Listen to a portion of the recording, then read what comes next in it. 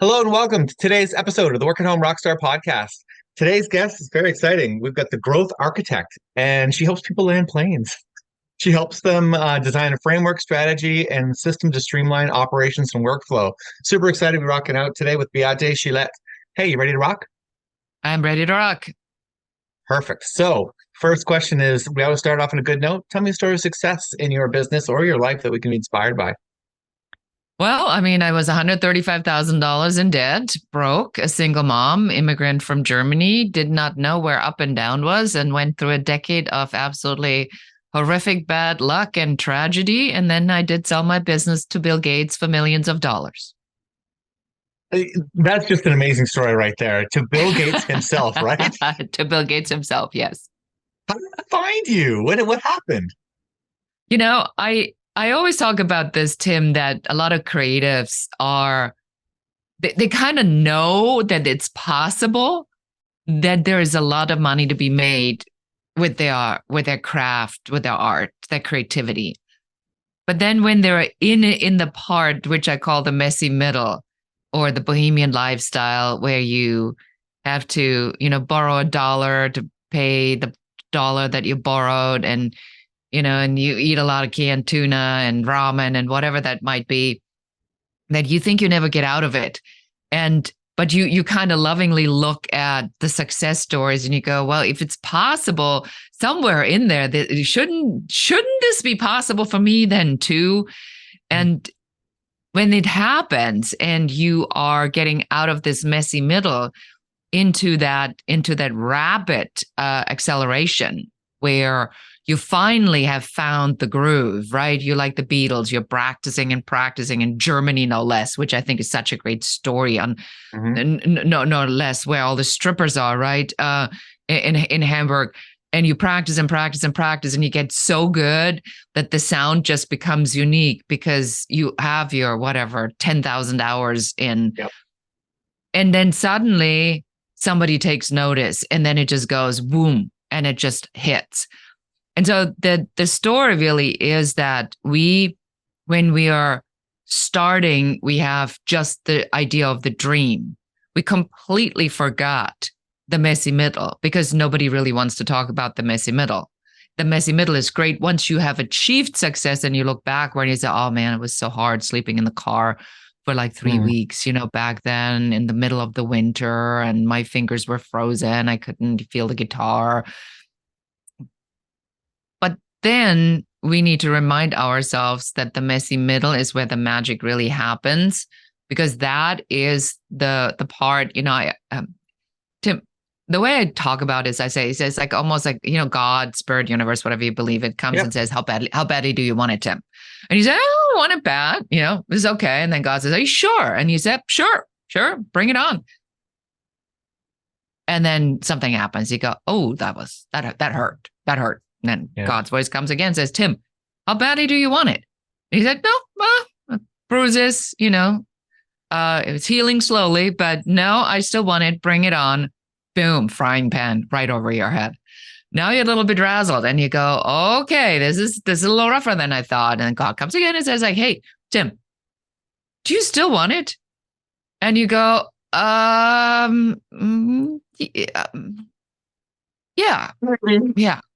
just easy on the frying pan here, please. And then you get completely whacked out by a tsunami. And then you lay there on the beach, no clothes, washed up. And the voice comes one more time and says, do you still want it now? And that's when people give up. Because they go like, well, that was a little bit too much. Clearly, it is not meant to be. Because if I got washed on the beach, butt naked, it must not be meant to be. But really, this is the last test before the miracle happens.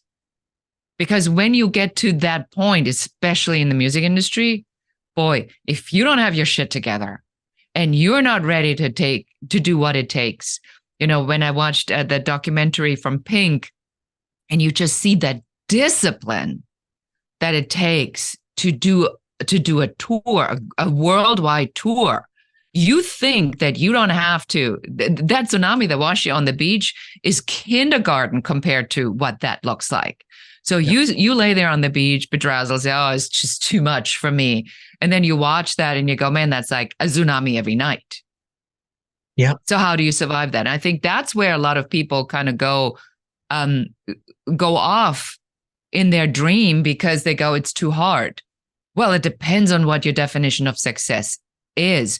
Do you think being the Rolling Stones and being still in concert while people are operating on your vocal cords, and you've taken every drug on the planet for the last 60, 70 years, and you're still up there and you're still doing your thing? What do you think that takes to do that dedication, that commitment to your fans? And you complaining because you have to eat ramen? Get real, dude. Yeah. Yeah, I hear you 100%. Like people will only see that overnight success, but yes, it took a lot to get them to that point. And when you say about the messy middle, though, there is a lot of beating over the head with a frying pan, but there's also magic during that time too. There are things that do go well, right? It's just it's a lot of this sort of like roller coaster ride during that time. And it's just enough breadcrumbs to keep you going, right? where suddenly you go like, man, how did I get in the troubadour? Right? I'm performing. I'm in LA. I'm clearly it is meant to be. I have a great story for you that literally just happened yesterday. So I found as a sales guy that I added to my team about 6 months ago, and he literally just had started thinking about wanting to be in sales. And there's this like one particular sales training that he likes that got him hooked on wanting to be in sales. He's with me for 6 months, and his idol is this one guy by the name of Matt Ryder. And out of absolutely nowhere, Matt Ryder contacts me to be on my show, the Business Growth Architect show. I have a podcast about business. Okay. And so I brought him on the pre-call because he got to meet his idol. And then afterward, I said to him, I want you to just look at 6 months ago, you made the decision. Today, you spend time with a person who trains the highest performing salespeople currently all over the world. I said, it took you 6 months to have this conversation. I said, what do you make out of this? So that's the breadcrumb. That doesn't mean that the hard work isn't going to happen. But I said, you already were face to face with the person you want to be. Wow. Right? And so, what did he say? Well, I mean, afterward, he said something really amazing. He said, and I think this is actually a really good one to talk to your audience about too. He says, when you go in the supermarket and you pick up an avocado and then you touch the avocado, you go, no, don't like this avocado. You pick up the next avocado. Do you think that avocado is going to go, I'm such a loser? I'm the loser avocado. Nobody takes me. I'm just sitting here forever and ever until I'm overripe and then I'm going to be thrown away. Do you think that the guy that owns the supermarket goes like, such a failure? This guy did not like that avocado. Yeah. Well, and he walked out with no avocado at all. It's never going to happen for me. I'll never, ever in my entire life sell any avocados. Does nobody ever? So just think about it from the perspective, if somebody says no, he doesn't like avocado today. Yeah. But somebody else will. And so he says, and then he said, the best way to get somebody over their fear of rejection is to give them a whole bunch of people to call where your rejection is almost guaranteed. And you make them call anyway. Because if they then convert somebody, it is almost like a miracle happened, and they get over themselves pretty quickly, because then they go like, well, I knew that the win wasn't going to, book my gig on a Saturday night. Yeah. But I tried it anyway. Right? So you knew. And so I like this philosophy a lot of this idea. I mean, I love the avocado story. Obviously, I'm going to be telling the avocado story forever now from here on out. But, just don't be a sour avocado just because somebody didn't pick you up today. Well, I use an analogy with music. It's just like imagine you are a country artist and you go to a heavy metal show and you are actually getting on stage to play for these heavy metal fans. They're not going to like you very much. It's just not the type of music. But if you hop How about into Andrea Bocelli? there you go. I don't know. Depending on the audience, right? I mean, some audiences just don't like your type of music. It doesn't mean that you're a bad artist because you can go the next day and play to a country audience or to whatever audience we're thinking about and have the best show ever. It's just a matter of finding the right audience to talk to, right? Exactly. That's a good example too. I might take that one too, because I think that we really have to remind people. And if you're listening, I think these are really two good examples because artists take things so personal. Oh, totally. That it's not about you. It is about you to have as many haters as possible, because if you have haters, that means that you have lovers. Mm-hmm. In spirituality or in spiritual teachings, we always talk about that one cannot exist without the other. So the only reason you know this is white is because there's black. If there was no black, you wouldn't know it's white. If there was no light, you wouldn't know that there's darkness. So they have to exist in tandems so that, if there's an above, there has to be a below. Otherwise, you wouldn't know you're above. And if you're below, there has to be an above. Otherwise, you wouldn't know you below.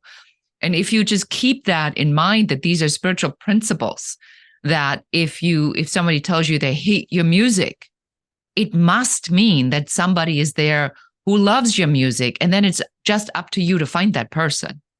Yep. So instead of being all stressed out why somebody told you that you suck, you then go, great, I found the hater. So the lover must be right around here somewhere. Where is she or he? That's a much better attitude and attribute to have, to focus on bringing in good stuff. Yeah. And so like along the sales line, if you get hired, and I've seen this before. So if someone gets hired to work for a company as a salesperson and they give you this script and they just go, okay, most people are going to say no, you may not take that personally. Some people do take it personally, but there are a lot of people that wouldn't take it personally because it's, it doesn't matter. It's just your sales job. Someone walks into your retail store, like you say, and they pick up an avocado, they put it back down and they walk out. You don't get super upset about that. But the difference between that and being a creative or even having your own business is that that's your avocado, right? And they just picked it up and threw it away. And you do take that seriously because it's your avocado. Right? And it's very challenging to just separate from that and go, you know what? They just don't like avocados, and that's totally fine. Right. But it is a bit of a mind game, right? Because you do tend to take that way more seriously if it's your business, right? Yes, 100%. Yes. I mean, I'll give you another really stupid example. So I took my daughter to the doctor yesterday. And so there's a television blaring right above me. The only seat available is me under the TV. And it's like Spider-Man. And it's like all the dramatic music, Spider-Man crawling up buildings and stuff like that. And then she sits next to me and she takes her phone out and she puts it on speaker, which I hate. So if you're listening to this, please don't do this. It is so unbelievably rude to other people. People do not need to hear or want to hear what you talk about. Just put your headphones on. So I said to her, well, excuse me, pardon me, but can you please put some headphones on? And she goes, I don't have any. And I said, I'm really trying to work here. I get it like from both sides. And then she got like all upset and huffy and puffy, and she dramatically got up and sat somewhere else, and then still listened to it on her speakerphone. It's like, look, this has nothing to do with me not liking you. I just don't want to listen to the news next to me on your speakerphone, which I have control over, when I have to listen to something that I have no control over because I don't have a remote control. Otherwise, I would, asked everybody if I could turn it down. But these pieces always are around. You have control over a certain number of things, but how people react, you have no control over. So if you come from where you clear where you're coming from, right? My daughter, of course, was super embarrassed. And I was like, I really don't care. I don't need to listen to this. I don't want to listen to this. If she turns it off, great. If not, I'm not going to throw a fit. I'm just going to ask her regardless, and how she reacts is up to her. But people have strong reactions to things because they always take everything personal. But at the end of the day, you want to ask yourself, what is the fact here? The fact is you're a musician. The fact is you need to put a lot of time and energy and money in to have that style that is you. The minute you have that style, I can guarantee this to you. I can give it to you in writing. There are going to be a number of people who say, dude, what happened to you? You used to be really good. Now your music just sucks. And other people are going to come and say, that is a sound I have not heard before. And you go like, is it good or is that bad? I said, no, it's good. It's good. I like it. I like it. So you have to follow what you need to do. I'm listening to this book, The Surrender Experiment, which I totally recommend anybody to listen to or to read. And it's about this guy who went into spirituality and meditation. And then he just took whatever was brought in front of him and shut the voice out that always judges everything. And then just says, well, this is what I need. This is how much money I made. I got this offer. It was exactly for the money I just made. So I guess the universe is telling me that I need to be doing this.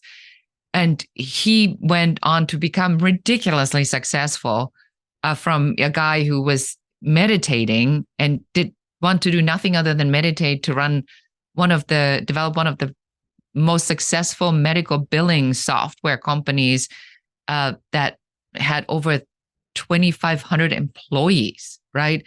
So the story always is that if you step out of judgment and you really follow that heart, and people have overused the word authentic, and I don't want to terrorize your audience with that word, but when you really follow that call, that inner voice, and you say, but I know in my heart, you can't go wrong. You just don't know how long the path is and where it's going to take you. You just have to follow that voice. Yeah. And then when you hear the stories about, the success and the failures along the way, you find out that oftentimes some of the biggest successes come out of the failures. So sometimes you might be following your heart or your inner voice, and it takes you down some place where you get hit by a frying pan. Right? But that doesn't necessarily mean that was the wrong path. It probably is the right path, right? Well, the way I describe this piece of it, I want you to imagine you're driving your car and the GPS has been telling you for months and months and months, update the GPS, new navigation system available. And you go like, I don't have time. I'm late for my gig. I got to run. I've got to pick up my kid. I got to do something. And then one day, inevitably, they're building that freeway. Your shortcut is not there anymore. It's a cul-de-sac construction. So now you're going to get out of the car. You're going to throw yourself on the pavement. You're going to throw a temper tantrum. You're going to say, I'm the worst driver in the world. This is never going to work for me. I'll never drive again. I'm going to sell this car. Insurance is too much anyway. The roads suck. I suck. The cars suck. Everything sucks. That's it. This is it for me. You don't. Your location is still there. It's just this path that's no longer available. So now instead of it, now you go in the car and you wave friendly to the man with the hard hat or the woman and the neon suit with the stripe on it. And you say, well, update my GPS next time. Thanks. And you find another way. And that's, I think, where failure gets so often misunderstood. It's like, you think this is the end of the world. It's just not this way. Find another one. Hi, my name is Enigma Lafon from Mastering Ascension, and I've been working with Tim Melanson and the Creative Crew Agency for a number of years now. Tim is my go-to guy for all things technology, and his team have helped me to really create the platform that I need that represents my brand, my message, and connects me directly to my ideal clients. What I particularly love about Tim is before he starts to dive into the technology, he always makes sure that he understands what your global view is, what your ultimate goals are. So then that way you're not wasting a lot of time back and forth switching around technology or platforms. He creates something from the get-go that is scalable, which is highly, highly beneficial for any business. what I've experienced from Tim and his team is they're highly responsive. They are a wealth of information, and they're going to offer you the tools that you need to really make the mark that you want to make in the world. So that's my recommendation for Tim. He's awesome. You're going to love every minute. You won't regret it. And that's just it. You would be very lucky if you just took a path and got all the way to your destination without any prior knowledge and just happened to choose the right path. You were sometimes going to hit the wrong path. You're just finding that out, right? I mean, but when you, again, I think when you shift the example to something so ridiculous, then you go and you say, okay, yeah, no, I mean, I would never do that. I mean, I would never like go in front of a construction crew and throw myself on the ground and throw a temper tantrum. I mean, nobody would do that. Well, I mean, maybe some people maybe would. I was just going to, yeah, you're probably right. Some people would. Yeah.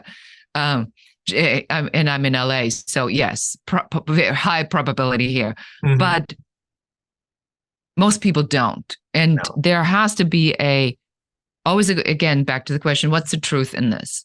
The truth in this way is not the path. Okay, eliminate it, cross it out. Now you have this option eliminated. Now you know what other options you need to search for. And you just don't know how long it's going to take and when your time comes, but you have to pursue your passion. Yeah. Yeah. And then furthermore to that is that the faster you can keep going and keep trying another path, the faster you get to your destination. Because, if you take that one, cul-de-sac and go, well, I'm going to have to take a few years to recover from this. Well, you're I'm going to add that to the story. That is so good. Now that I've been in a bad position, I'm gonna give myself 2 years just to deal with the backlash of this bad decision. Yeah. Yeah. And then maybe I'll get back on the path and then find another cul-de-sac and then take 10 years this time. I mean, that's just it. I mean, if you were going through a maze, you wouldn't just stop. You'd keep going. You'd keep trying. Oh, keep trying. Oh, no. Oh, there. Okay. This way is taking me further. And I mean, I find that's part of the journey. That's the fun of the journey of finding a path that gets you pretty far and then going, okay, I'm stopped again. I used to call them hurdles when I was first learning an instrument. It's that like you kind of like learn and then you get to a point where you just can't get past something. And one thing that I thought that was really interesting though is that when I took a break and I just took a step back, maybe took a break doing something else, went outside, came back to it, then it was there. And then I got to the next hurdle, right? And it's probably around the same thing with anything. It's just so easy to think about it when you're looking at an instrument, but when you're going after a goal, it's the same, isn't it? You hit a hurdle, and then you do have to take a step back, but that doesn't mean quit. It just means take a step back, recalibrate, and go again, right? 100%. I mean, the other thought is if you have a child, a newborn, and your child wants to walk, you're not going to say every time they fall, "I'll just give it up, buddy." Not for you. Not for you. It's just never going to happen for you walking. I mean, look at your wobbly legs. You just don't have the strength in the arm. I mean, you got to maybe hit the gym first before you try this again. I mean, no parent said ever. Every parent goes like, "Yay, Timmy boy, you got this." Yeah. Oh boy, imagine if everybody in your life was that supportive in your business, right? Go. Exactly. Go, go, go, go. You got this. You got this. Good try. Yeah, try again. But I mean, that does lead to another point where we do have to find that tribe when we're building a business, when we're doing our work, because yeah, like some of the people in your life are not going to be super supportive of what you're trying to do. And I have a theory that it's because they can't see themselves doing it. So they're scared for you, right? They're scared that you're going to get hit by the frying pan because they probably would get hit by the frying pan. So they don't want that for you. So they kind of take a step back. But there's lots of people out there that are shooting for a goal and can be supportive of that. Like, have you found yourself a little tribe of people that are supportive of your goals? Yes. So there's a lot to be said about what you just mentioned. So number one, it's not your parents' job to to tell you that you're here for greatness. Your parents kind of think that you're here for greatness, but according to the way they look at the world, which is why they are where they are. So you cannot expect that somebody who is consistently behaving the way that they were brought up, or that they're consistently behaving based on their value system, that they suddenly change that to accommodate you. They don't. If they would be at a different point. They would be entrepreneurs. They will be widely successful. But if you have, the white picket fence parents, and I say this with no judgment, it is going to be impossible for them to say, you're going to be a great entrepreneur, because they believe in the white picket fence. So they're most likely to say to you, well, if you had a corporate job, you had good vacation, you had good benefits, maybe one day pension, which we really don't know if you will be ever or not. You have security, which you and I know is complete BS, because judging by how many people get laid off every time the corporation changes course or their mind is staggering. So there really is no security ever, but it appears to be more security. So you cannot go there. So you have to go around people to answer your question. Yes, that are your tribe, entrepreneur organizations, meetups, masterminds, coaches, groups, communities, where people like you hang out, but where there is honesty about this. Because a lot of times, especially in the performing industry, people are not honest about where they are. No, it's great. No, I'm busy. Yeah, you're busy going to the post office and mailing your headshots. But you are not busy performing. You're not busy doing gigs. So then if that's the case, you should be busy making phone calls. But I think that it's a fine line of finding your tribe that tells you that there is a opportunity for you to take advantage of. And it's not like this typical, which sometimes happens too, the bad news is like, man, it all sucks. It's awful.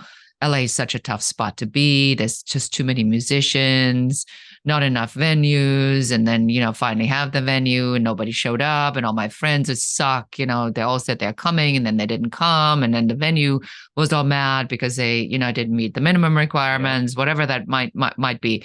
So you have to be around people that then say, well, that's a pretty tough lesson. That happened to me once, but hey, here's what you can do.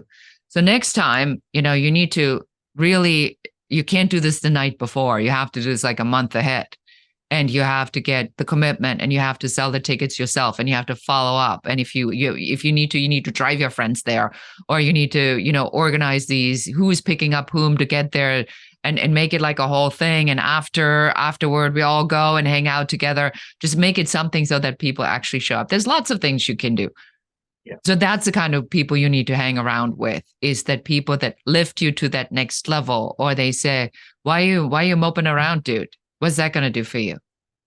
That also call you on your shit and tell you when you're full of it. And a friend of mine wrote a book, and she calls it the Boohoo Crew. She says, you are allowed to a Boohoo Crew for a night. That's it. And then the Boohoo Crew leaves, and then you move on. Yeah.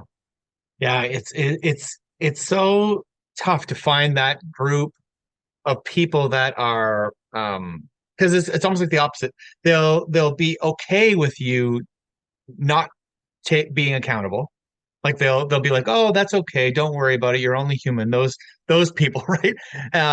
And then also pumping your tires with things that aren't really real too, right? Like the people that you're looking for is exactly what you just said. The people that are not afraid to tell you what's going on. Like, hey, have you been actually out there and making those calls? That's what's important. It's not, oh, I've just been working on it, and meaning not working on it. You got to make sure that you're actually doing the work. But also, they have to also be the type of person that, like you say, are able to have those experiences of things not going well for them and be able to show you a path that you can take. Not necessarily that you have to take it, but give you a possibility of like, okay, well, that happened to you. You found a way out. I could probably find a way out, right? Yeah, you're absolutely correct. And I think that's why I tell my story as much as I tell my story about, having been this immigrant single mom, $135,000 in debt, and then Bill Gates comes along and gives me millions of dollars, is, look, if I can do this, and I'm a photographer by trade, I wasn't exactly the smartest in my family. I mean, then, today, yeah, buckle up, people. I am by far the smartest. But that's because I keep learning, and that's because I keep educating myself. And because then I realized that the traditional educational system wasn't for me, that I was programmed to believe that if I was in a status quo environment, that somebody with my brain and with my talent would thrive in a status quo environment. I mean, that's just preposterous. Why did nobody tell me that? So now when we look at this, my friend Jeff Hayes wrote a book called The Entrepreneurial Brain. And he has a television series called The Entrepreneurial Brain, which I'm very, very flattered to, I'm in one of the episodes featured. And he says that the entrepreneurial brain, there's only really 4% of the population that have that kind of a brain. And it's similar to somebody who is a criminal or bipolar, because the brain of an entrepreneur wants to defy existing rules. Because if you could follow rules, if you could do the banking career, Tim, I bet you would have done that. But you just can't. It is just not possible for you. Dentist, lawyer. I mean, should I terrorize you any further? It's just not your path. So if we recognize that we don't have a choice, and I think that's what's so hard for the status quo people, is to recognize it's not a choice for people who are not like that. I don't have a choice. I am unemployable, but I'm really good at taking complex issues and business shortcuts, and I can explain it to anybody, especially creatives, because that's my superpower, is to make a concept so simple that people say, oh, like an avocado in the supermarket. I get it. We don't need to go into any KPIs and performance metrics. Avocado. Got it. Right? And so when you are in this environment, you need to be around people that have a similar brain function or personality type as you, but they need to be further ahead, which is why mentors are so important. So anybody listening on your show, I want you to make 5 phone calls. Pick a person you really, truly admire in your industry and just call them, 5 of them, and ask them if they'll mentor you. Love it. Because people at a certain level pay it forward. They give back. That's what the guy yesterday said. I said, what do you want to get out of this podcast interview on my show? And he says, nothing. He says, I want to give back. Yeah, I found the same thing, is that people that are up that level, I think it's one of two things. Either they've gotten to that level because of a mentor, and they know that, you know what, it's my turn. It's my turn to pay that forward. Or maybe they didn't have a mentor. Maybe they figured out a path, and it's just frustrating to go like watch people struggling when you know that you can help them, right?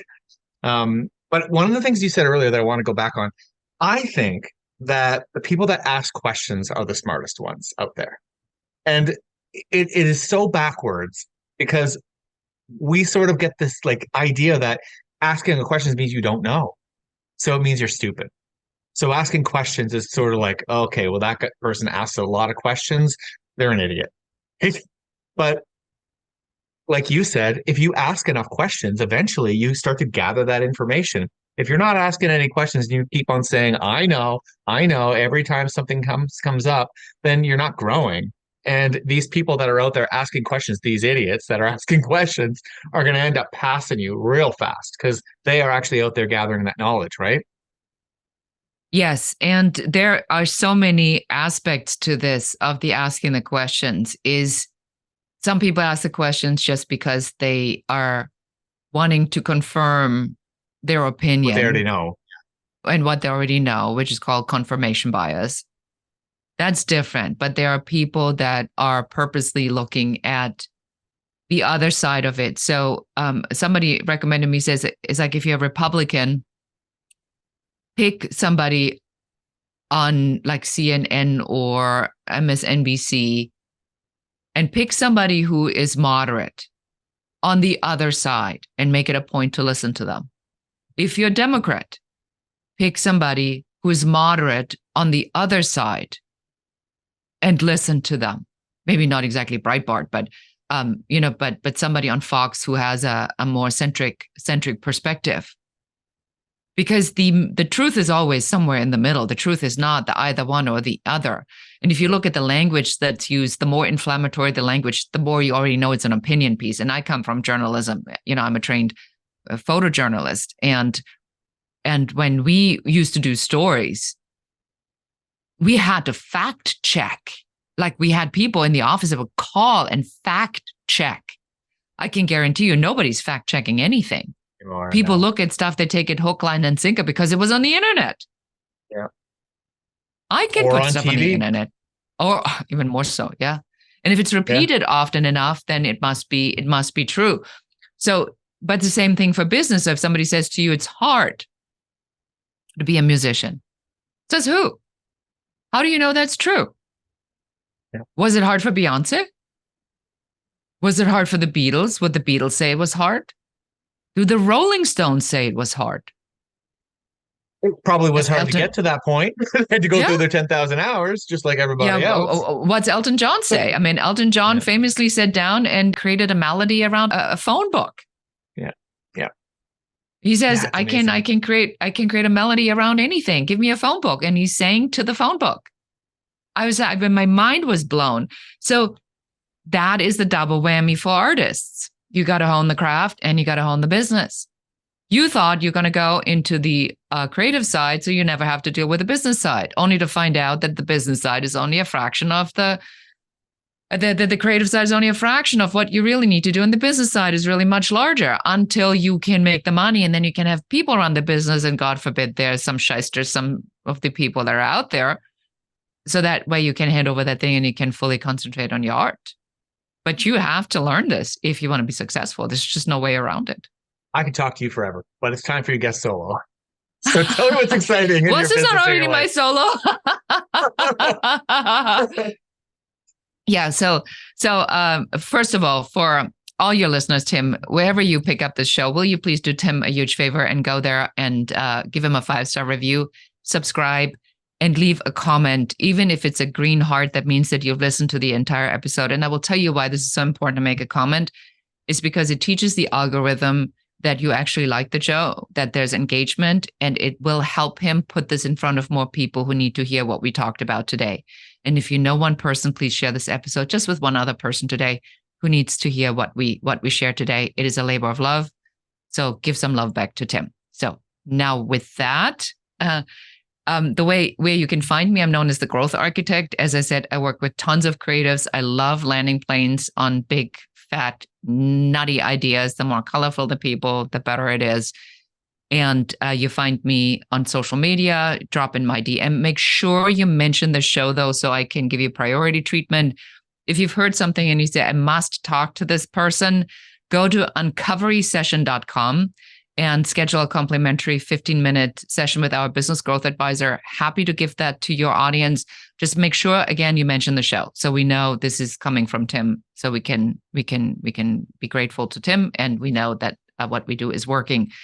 And if you want to know about business, go to listen to the Business Growth Architect show. But don't be a stranger. Reach out. I'm here to help. Some business growth architecture. That's really cool. I'm going to have to check out that show too. Please do. Yeah. Thank you so much for rocking out with me today. This has been a lot of fun.